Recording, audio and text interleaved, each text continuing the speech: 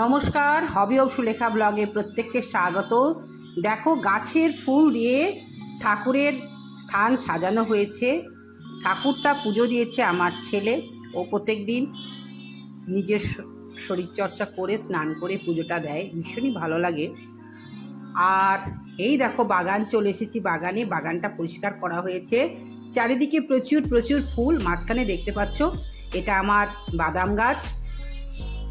সাইডে আছে নাকচাপা, কাঁটা জবা, দত্তপ্রিয়া, অনেক রকম গাছ আছে।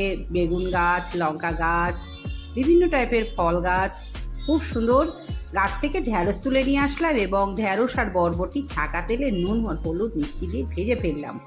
আজকের মেনু তোমাদের দেখাবো এই বরবটি আর আলু ভাজা আর ডাল, আর তার সাথে হচ্ছে ইলিশ মাছ। আর গাছ থেকে একদম সুন্দর সুন্দর টাটকা টাটকা বেগুন তুললাম। দেখো কত রকম বেগুন তুলেছি। আলু আর বেগুন ভেজে রেখেছি। ইলিশ মাছটা ধুয়ে নুন আর হলুদ মাখিয়ে রেখেছি। নুন আর হলুদ আর জিরে, সর্ষের তেল আর কাঁচা লঙ্কা আর কালো জিরে, এই হচ্ছে আমাদের আজকের। এইগুলো দিয়ে মাছ রান্না হবে। আমি সবসময় শিলে বাটা পছন্দ করি, তাই শিলে বেটেছি শুধু জিরে। এবার তেলটা গরম হয়ে গেছে, কাঁচা লঙ্কা আর কালো জিরেটা ভাজাও হয়ে গেছে। এবার যথারীতি মাছগুলো সাজিয়ে দিতে হবে। বিনা মাছ ভেজে কাঁচা মাছ রান্না করলে ভীষণই টেস্ট হয়। আর এই বর্ষাকালের প্রধান মাছ হচ্ছে ইলিশ মাছ। ইলিশ মাছটা একটা মেনুতে থাকতেই হবে, তাই আজকে চলে এসেছে ইলিশ মাছ। ইলিশ মাছটা খুব সহজে আমি রান্না করে তোমাদের দেখাচ্ছি। এবার এটাকে জল দেওয়া হয়ে গেল। এবার এটা সিদ্ধ হয়ে যাবে, কারণ ব্যাপারটা হচ্ছে মাছটা তো যেহেতু ভাজবো না, তাই জলটা দিয়ে মাছটাকে সিদ্ধ করে নেব।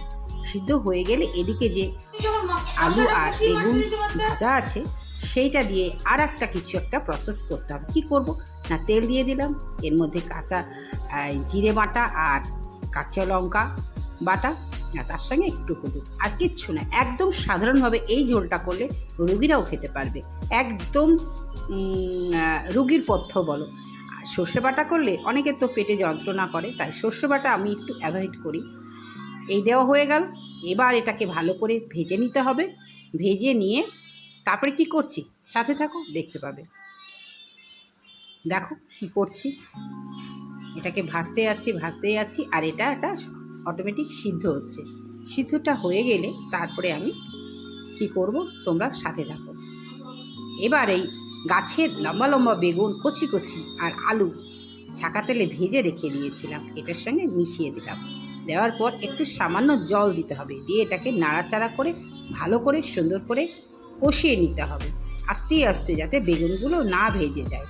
আলু আর বেগুন আর ইলিশ মাছ, ও দারুণ টেস্টি, ভালো ম্যাচিং হয় বেগুন আর ইলিশ মাছ।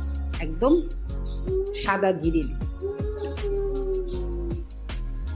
এটাকে কষিয়ে নিয়ে জলটা যে কমে ভাজা হয়ে গেলে যথারীতি কী করতে হবে, এটাকে ওই যে ঝোলটা হচ্ছে ঝোলের সঙ্গে মিশিয়ে দিতে হবে। হয়ে এসছে, এবারই মিশিয়ে দেবো।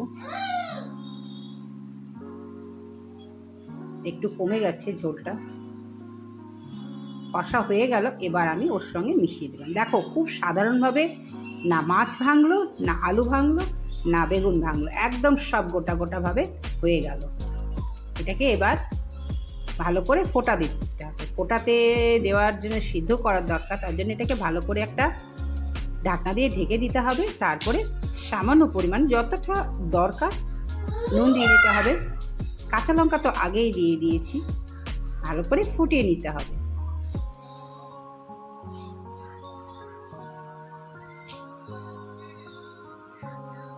দেখো ফুটিয়ে নিয়ে তারপরে খুবই সাধারণ এই ঝোলটা খেলে কিন্তু কারোর কিচ্ছু হবে না। অনেকে ইলিশ মাছ সহ্য করতে পারে না, শরীর খারাপ করে, কিন্তু এই পদ্ধতিতে তোমরা ইলিশ মাছ রান্না করো, দেখো কিচ্ছু হবে না। ওপর দিয়ে একটু